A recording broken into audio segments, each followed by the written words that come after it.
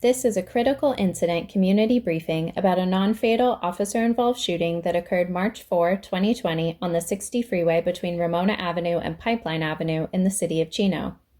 The briefing will include body-worn camera video footage, audio from 911 calls, and other relevant information to provide an understanding of what occurred based on what we know at this time. In this case, a man later identified as Larry Sean Brennan, a registered sex offender, called 911 twice and told dispatchers he was Satan and was going to kill police officers. He later created a disturbance in a Denny's restaurant when he screamed at employees with a 6-inch knife taped to his hand. The subject fled out of the back door of the restaurant, and officers later found him walking on the freeway. Despite being ordered to stop dozens of times and less lethal devices used against him, Brennan refused to stop. The officer-involved shooting occurred nearly a half-mile away from where Brennan was seen entering the freeway when he ran toward nearby construction workers armed with a knife. Brennan was not hit by the gunfire. When he was arrested, he was found to have minor self-inflicted cuts. The Chino Police Department is investigating the shooting to determine if it was within its policies and procedures. We honor and respect the value of human life. The use of force is a matter of critical concern, both to the public and our police department. A word of caution. The images and language you are about to see and hear may be disturbing. Viewer discretion is strongly advised. At about 4:04 a.m. and 4:49 a.m. on March 4, the police department received 2 911 calls from an unidentified male subject later determined to be Brennan. Here are excerpts. 911, what is the address of your emergency? I'm on Central, fucking out of you, fucking Montclair. And I'm gonna kill the first cop in the church. What is your name? I'm fucking Satan. I'm gonna kill you, nigga cop. You're all dead. First cop get you, second cop fucking send me on my way, nigga. And kill you all. At 5:21 a.m., police received a call from a Denny's employee about a customer armed with a knife and banging on tables. Chino Police, this is Renee. Hi, I'm calling at 12180 Central Avenue in Chino at the Denny's. Okay. I have an angry customer who seems to be homeless who has a knife on him and who's just like talking outrageous to me. What did he say that's outrageous? He's cussing, mumbling, and he's getting upset, banging on the table.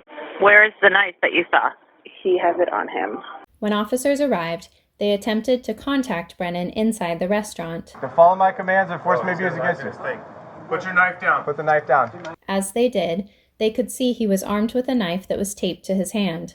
Brennan refused to comply with officers' orders, and he fled out the restaurant's back door. At about 6:07 a.m., police received a call saying a man was seen on the 60 freeway.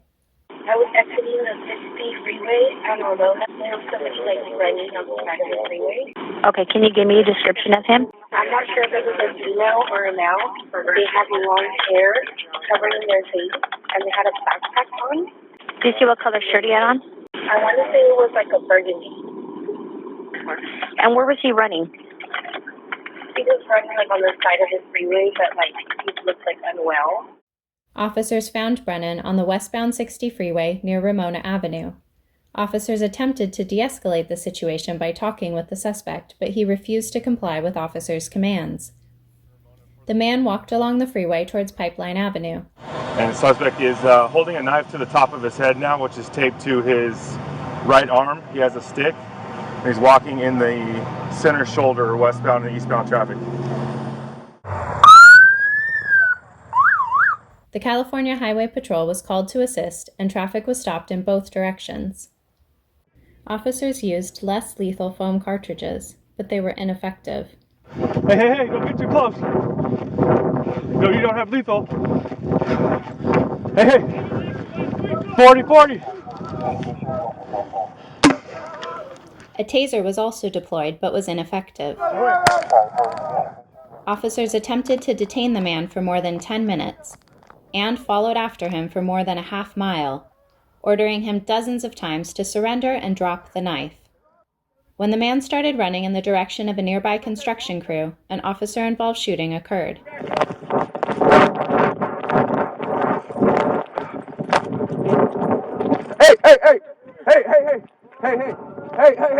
Hey! We got him. He's going up to those guys up there. Shots fired. Charlie 4, shots fired. The man was not struck by the gunfire and stopped before he reached the construction crew. However, because he was still armed with the knife and non-compliant, a taser was deployed again and was effective. Taser, taser, taser! Taser, taser. Get on your stomach. Get on your stomach. It's attached to Watch his hand. Roll over on your stomach. Roll on your stomach. Get on your stomach! Watch the knife. Watch the knife.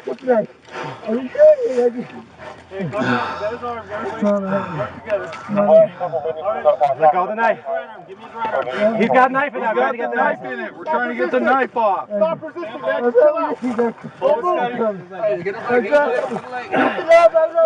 Hold steady. Hold steady.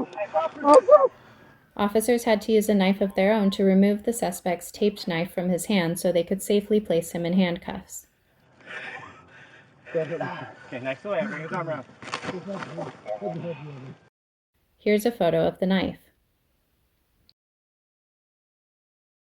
This graphic provides a view of the distance between the suspect and the construction crew. The suspect was within yards of the construction crew and advancing when the shooting occurred. The man was taken to Chino Valley Medical Center to be treated for self-inflicted wounds and later booked at the West Valley Detention Center on suspicion of making threats with the intent to terrorize and threatening officers. At the time of this incident, the suspect was on parole for lewd conduct with a child and had an active no-bail warrant for a parole violation. Whenever there's a shooting or significant use of force, the police department reviews all aspects of the response to look for ways to enhance tactics, policies, and procedures. If you would like more information about our use of force policies and procedures, please visit our website to view our department policy manual. Thank you for viewing this critical incident community briefing.